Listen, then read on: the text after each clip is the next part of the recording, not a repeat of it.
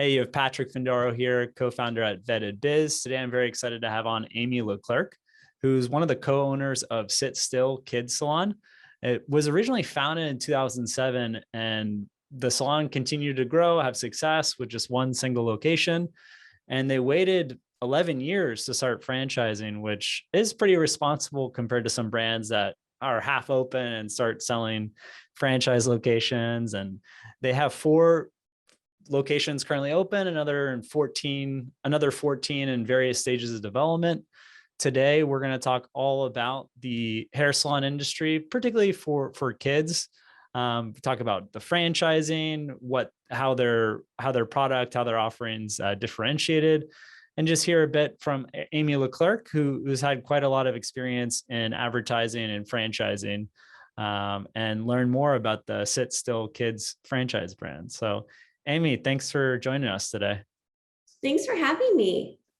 It'd be great to just better understand a bit of your professional background and how you entered the franchising world and then got involved with Sit Still Kids Salon. Yeah, well, to start, I don't think it was ever very intentional for me to find myself in a career that's all about franchising. I started my career in New York City. I moved there, I like to say the day I graduated college, which is probably not exactly true, but like pretty darn close, and spent 10 years, close to a decade in New York working in magazine advertising, branding, media. It was a really incredible experience working for big companies and small companies, and just got like a real taste for brand and, everything from beauty to fashion, lifestyle, art. It was just incredible experience that, as I moved to the Pacific Northwest about 10 years later, just sort of gave me this really interesting toolkit. And, at this time it was about 2006, 2007, continued in magazines for like a hot second, and then found myself teaching Bar 3 classes. Bar 3 is a boutique exercise concept that was sort of part of that, a kind of a group of brands that were launching around 2010. And as we all know now, boutique fitness has seen like incredible growth over the past 10 plus years. But at the time was sort of this new concept that I just fell in love with. And truthfully found myself sitting at a dining room table with the couple who owned the one location that I was teaching classes at. And they said, we want to franchise this. Like, you kind of seem like you know what you're doing, or like you're professional, and you seem to have a lot of grind your teeth in New York for 10 years. Yeah, like just kind of that energy that I think honestly I've just embodied since I was quite young. Ambition and just really passionate about things that I love and gravitate towards. And Bar 3 is absolutely one of those things. I think I responded something along the lines of like, franchising, that's what McDonald's does. Like, are you sure you want to do that? And they said, yeah, no, understood. But franchising is an incredible way to grow your business. It's less capital intensive. We're really passionate about creating letting other people become entrepreneurs and create their own wealth. And that all resonated with me. So I quickly figured out franchising. Baptism by fire. It was like cold calling attorneys, FDDs, to be honest, like really in over my head in the beginning, because as we all know, those of us who have been involved in franchising, it's quite litigious and like there's a lot to it. And yeah, I was like good at marketing and advertising and selling, but that side of the business was a real steep learning curve. And I give Sadie and Chris Lincoln, who are the founders of Bar 3, just so much credit, because they gave me a really long leash to figure it out. They weren't micromanaging the process, tons of autonomy and empowerment. And, close to 10 years after that dining room table meeting, we had sold close to 170 locations across the country. Wow. Yeah. I actually opened my own location in a joint venture relationship with Sadie and Chris. That's a testament.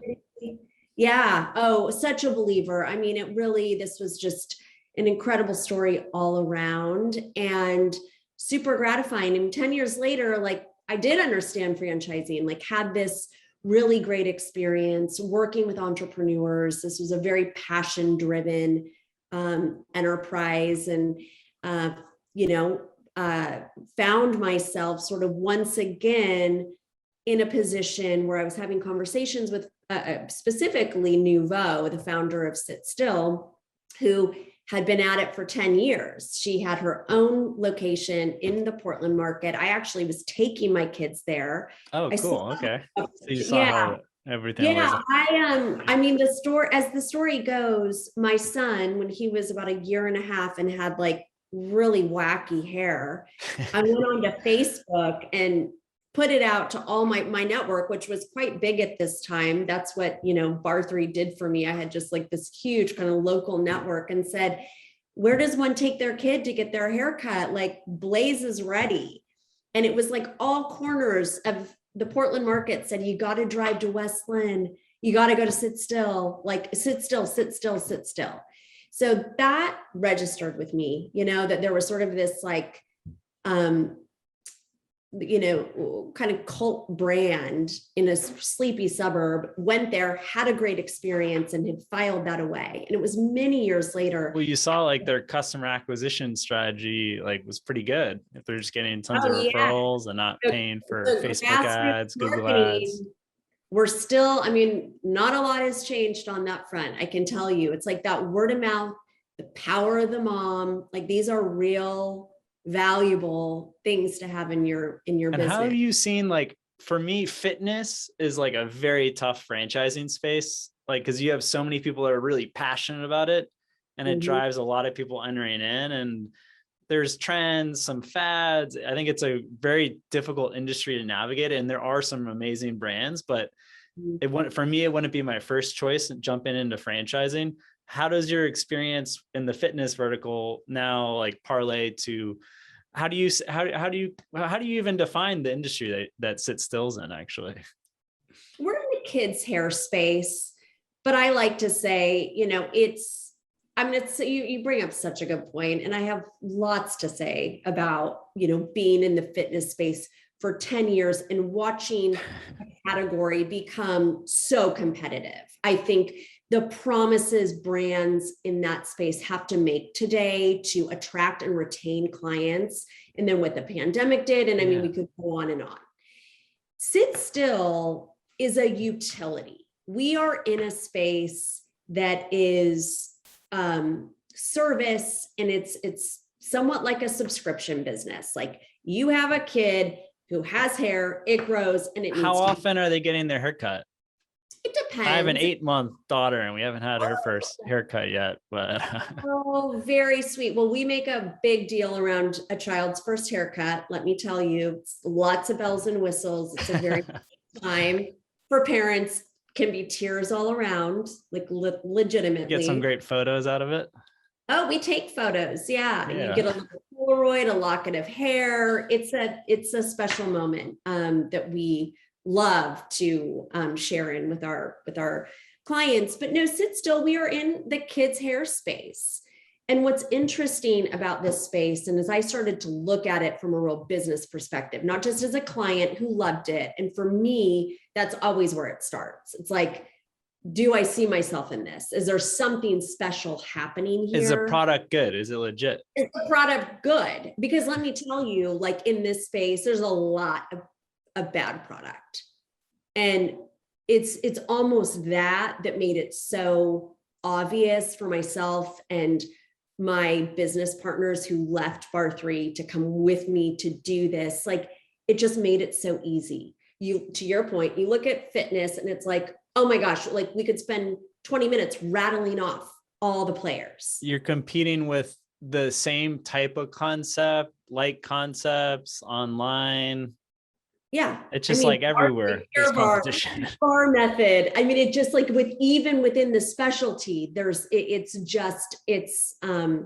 highly competitive. And so when we looked at the kids space, which really I hadn't given much thought to, I knew Sit Still was doing something very cool and special, but it's like, well, who else is even doing this in a franchise perspective? There's a handful of players. Yeah, I think a lot of them started in like the 90s and 80s. Like there hasn't been a tremendous amount of innovation in that vertical. And, you bring up a good point, the 90s and 80s, and they decided to stay there. Yeah. That's where they are today, 2022. I'm not a huge fan of criticizing competitors, but what they've done has allowed for a brand like Sit Still to come in and cater to a more modern family, a family that cares about aesthetic, experience, vibe. They're willing to pay more, and we're betting on that. I often will say, if we're having a conversation with somebody who has to be convinced of our price point, we're talking to the wrong person. There's that value shopper who's going to look at the supercuts, the great clips, the cookie cutters, the pigtails and crew cuts, the snippets of the world. That is the space. And we're just not doing that. Is your customer, do they go from like, maybe they had the first couple haircuts at home trying to do it themselves and they go to Sit Still? Or did they try some of the competitors first and come to you? Or you see that? Yeah. So, Sit Still aside, we sort of see three scenarios. One is that mom and dad have tried this at home, and that's often 9 out of 10 times that's like a failed attempt. Yeah. Unless you're doing like a buzz cut on the guys. I mean, yeah. And we've all been there, like parents do what they have to do, but that's not a sustainable option. That's like not what the masses are going to do. Yeah. And how you want to spend your Saturday afternoon. No. So there's that. Then there's parents who have taken children to their own hairstylist, who I can guarantee you has no interest in cutting kids' Probably hair. just doing it for the relationship. Like they've been, you've been a client for 5 years. Okay, sure, I'll help your kid. Totally. They happily are referring families to us. Yeah. Happily. And then you have this other subset of, I'll call them either children-specific concepts or value concepts, great clips, super cuts, the cookie cutters, the snippets, the pigtails and crew cuts. And most of them are franchises? They all are. Yeah. All of the ones that I just mentioned are franchises. And then you have mom and pop, what Sit Still was for 11 years. There's a handful of those, but it's really, I'm not going to get the ratio right, but this will paint a picture. For every kid-specific hair salon currently in the United States, there's like 175,000 children. Like that's the market opportunity. There's just not a lot in the market. None of the competitors, put great clips and supercuts aside, they have thousands of locations, but none of the kid-specific franchises have even over 100 locations. There's millions of children in this country under the age of 10, even more under the age of 12. So we are just, from a numbers perspective, this is ours for the taking. We are, very motivated to grow. And why don't you think, I guess, why grow through franchising versus corporate units? It's not to say we won't necessarily strategically put some corporate locations outside of Portland. Franchising is what we know. Back to why Sadie and Chris wanted to franchise Bar 3. Yeah, I could go raise a bunch of money. I'm still, and it's the obvious aspect of this space that is, the biggest sort of hurdle, if you will, is people. It's the hiring. So it's localized. If you have an owner like on top of his people hiring and firing, it's much easier to do that locally than be opening up corporate locations in Texas out of Portland, Oregon. 100%. Yeah. Yeah. There's a bit, our focus is really on creating community, on having these locations feel homegrown, even though they're part of a national brand. We're not interested in having all of these appear very cookie cutter. So there's that sort of local flair that I think comes with having an owner who is embedded in the community and has the network to find the talent that, my team and I in Portland, yeah, we could do that, but I just don't see us being as successful.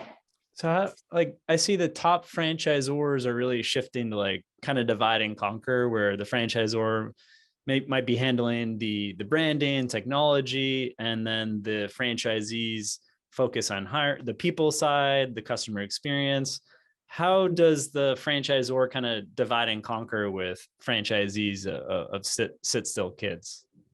I think you've just described it pretty accurately.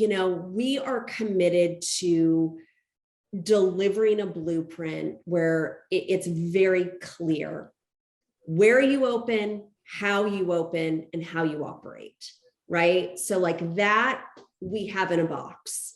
Got a really strong team. My business partner has opened over 200 businesses. Like this, we know how to open retail locations and how to find the best location for our particular business.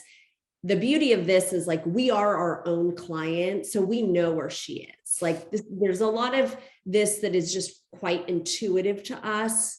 What we're looking for in an owner and what is important for them to know they're responsible for is that execution piece. I always say, like, the strongest franchisees aren't necessarily the most creative or inventive or even the strongest like entrepreneurs, if you will. They're really strong executors, and their marching orders in the beginning really are find top talent. You want the people in your community who are cutting kids' hair and doing it really well, because we've delivered the coolest salon, the experience, the detail, the bells and whistles. Like you walk into a Sit Still and you're wowed. Kids are wowed, parents are wowed, stylists are wowed. But it's like finding that. And I heard finding and training the talent, like if you didn't have the resource of like a franchisor like yourselves, is tough because these are more like artists. They're not 100. They're not like a typical, I don't know, worker of a different franchise system. They're not typical employees. That's exactly right. So we see not only a huge opportunity in growing Sit Still and having us be that place. It's the obvious place that parents are taking their kids to get their haircuts. But another opportunity within that, which is to create a real career path for stylists. And it's sort of across the board. We work really closely with cosmetology schools and work with graduates to create this onboarding experience with us. It's a great place to come hone your skills while having sort of the cushion of a job. And so that piece of this, I think, as we grow, just becomes more and more powerful for us as a really cool place to get a start in the industry. So how are hairstylists treated in terms of like, are they 1099 contractors? Are they W-2 employees? Does it vary by state? They are employees. Yeah. So they're paid hourly. They make commission. They get their tips. They're incentivized to sell product.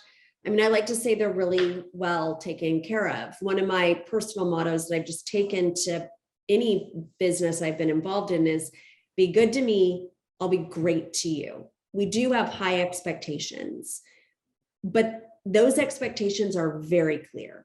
The job is very clear. And I think salons in general have had a reputation of sort of not being clear. It's like fluid and owners and there's no contract. I've heard a lot. Yeah, they're leasing a chair and it's not. It's hard to have a culture when you're with just a bunch of people coming and going.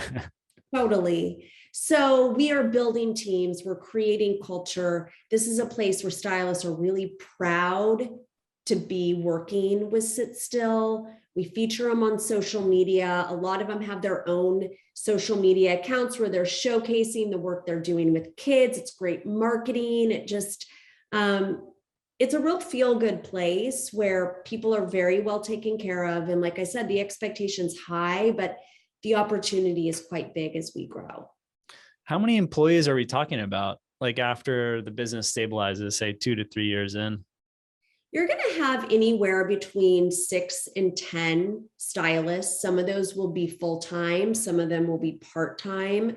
That is the sort of Tetris of the business, if you will, is growing your schedule, staying really efficient with when people are on the floor, your schedule. And as you add people to the floor, your business starts to grow quite exponentially. But it's finding the opportunity to grow with stylists and with your schedule that you really start to see that margin increase in terms of profitability. And besides just doing haircuts, how are franchisees making money? Are they selling products? Are there other services? They're selling products. So we are a retail service hybrid, which we love. It's really attractive. It sort of makes for this sort of really incredible experience for the client and for the business owner. So parents come in and there's this like shop within our salon. It's not just product, although there's quite a bit of that. Toys, gifts, books, cool jewelry. It's fresh. It's really fresh. And it's great for the bottom line. Margin on retail is nice. So there's that. We also do things like mini manis.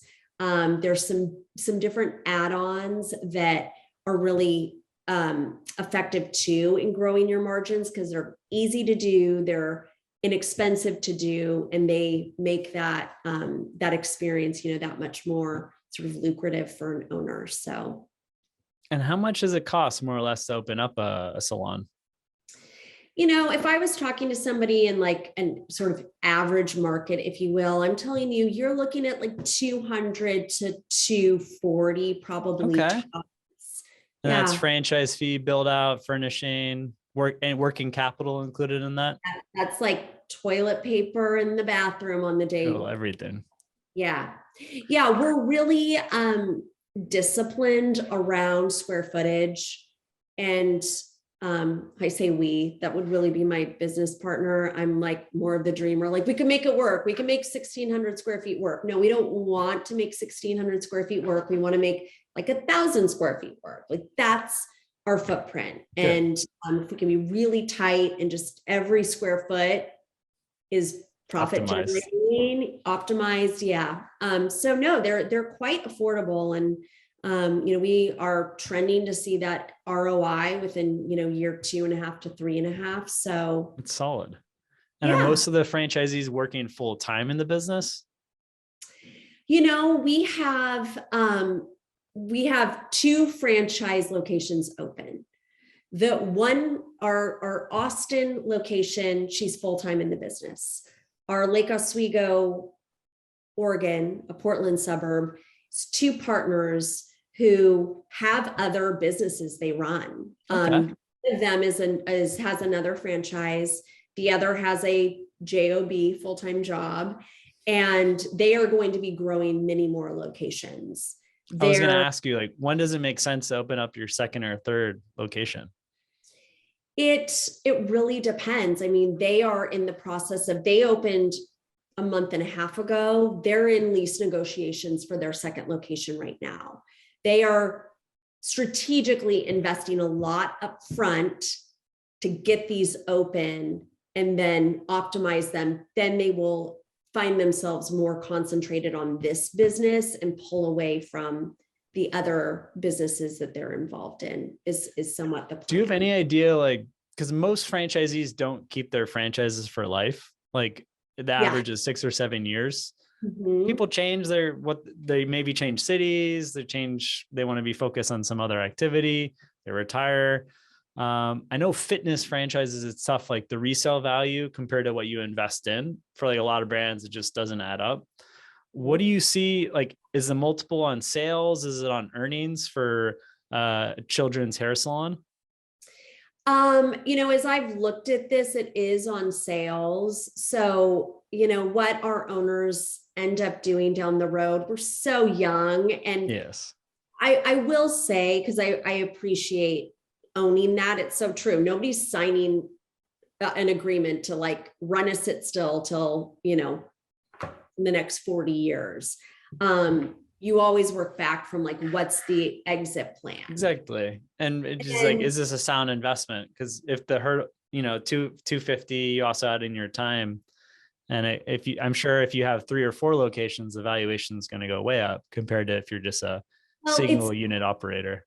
It's really interesting because my experience at Bar 3, which was very much owner operated focus, like it was an anomaly to see an owner successfully own more than one location. Wow. One location required so much of you. You're teaching classes. Like so the owner is jumping in, teaching. Like jumping in. Okay, yeah. Jumping in. And that passion and that just like being the product worked, right? That worked for that particular brand. What I'm finding with Sit Still, and this is somewhat organic, so that's what we know. Like I know the like one location, run it, like optimize it, just make it as profitable as you can. But there is this natural trend with the people we've signed with already at Sit Still, and certainly the conversations I'm having right now, where people are coming in looking at like 10 territories. They want to saturate a market. They know they're going to go in deep in terms of a financial commitment, but they see what this can do. In 10 years, if you own 10 Sit Stills that do well, you've got a great business. It's producing a ton of cash and that brand recognition. Like I've seen it. We've had clients invest in barbershops here in South Florida. Yeah. And when there's 8, I mean, that brand really speaks for itself. And then the referrals come in and you don't have to spend money on marketing. Everything becomes easier. Recruiting, that name recognition. And for us, again, just being in the kids space, it's just like, there's always going to be kids. There's just always going to be kids. And I don't see, and this could be naive or, I'm being cocky, but I just don't see a ton of competitors getting into this space. I think it's for a certain type of entrepreneur from a franchisor perspective. And the barbershops, they've got like a kid menu and adult salon. Nobody wants to deal with kids. No. We want to deal with. It's more complex than running an adult salon. Yeah. And so that recruitment piece, to me, it's all about the stylist and just finding the right disposition, the right demeanor, and they exist. If they exist in Portland, Oregon, they exist everywhere. Yeah, that's probably got to be a hard market compared to like Florida or Texas, some of these other places Portland's Portland, the good, the bad. It's a great place to incubate an idea. Absolutely. What is interesting too, is like from a consumer perspective, we're really understanding sort of shopping habits, pricing threshold. This is a very generalized statement, but it's a frugal market. Like people are, even if they have high disposable income, are have intention about where they're spending and who they're spending with. So we've been able to really see that and pressure test that in a market where people are discerning. I look at, Dallas, or since we're opening in Cincinnati, where it's like, oh, wow, it's a cute salon and they sell bows and great shampoo, and I'm not going to overthink it and like take my money. That's what we're hoping. That makes sense. I imagine a lot of your competitors or brands that are like targeting that child market for hair care, a lot of their stylists are not employees, they're contractors, and states across the United States and California kicked it off with mandating that they had to be W-2 in fact employees. So the fact that you're already setting that up, it's going to make it competitive advantage as they have to change their whole business model. Totally. We've just offered our stylists in the Portland market to opt into a 401k plan. This is just great, pretty unheard of. And that's our commitment, really. This business starts with people. And I really do believe, if we're taking good care of our stylists, they take great care of our clients. And it starts that way versus, the other way around. Yeah, you set the culture. together with the franchisor or franchisee, set the culture together, and that's going to Yeah. affect the customers, the employees, everyone. Yeah, it's very obvious. I think to me, walking into any sort of establishment, it's like very clear when employees are well taken care of or not. They've been trained, Yes. they know what they're doing. I mean, that's, yeah.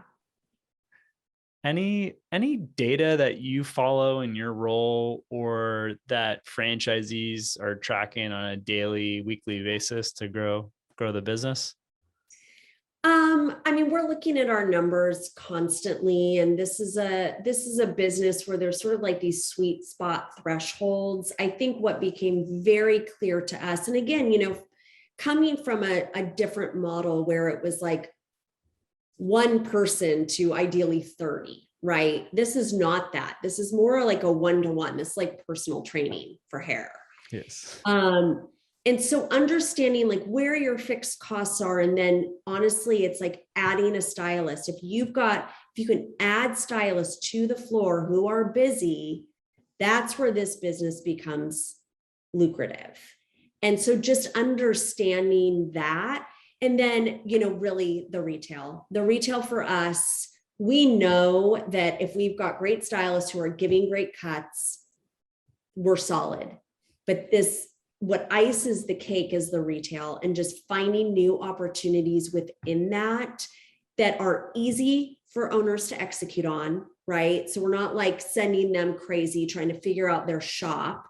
But really I think our biggest missed opportunity is, and it's what we're really motivated to figure out, is our own private label of hair and body care products for kids and their families. Like that's on the horizon.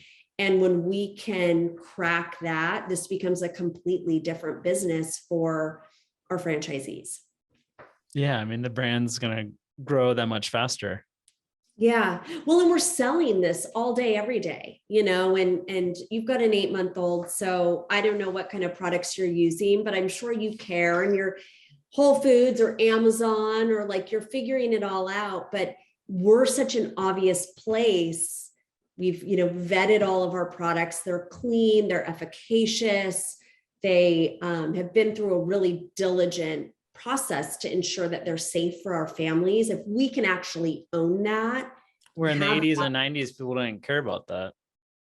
Now it's all about what are you consuming? What are you for yourself? And then more importantly, for your kids. Yeah.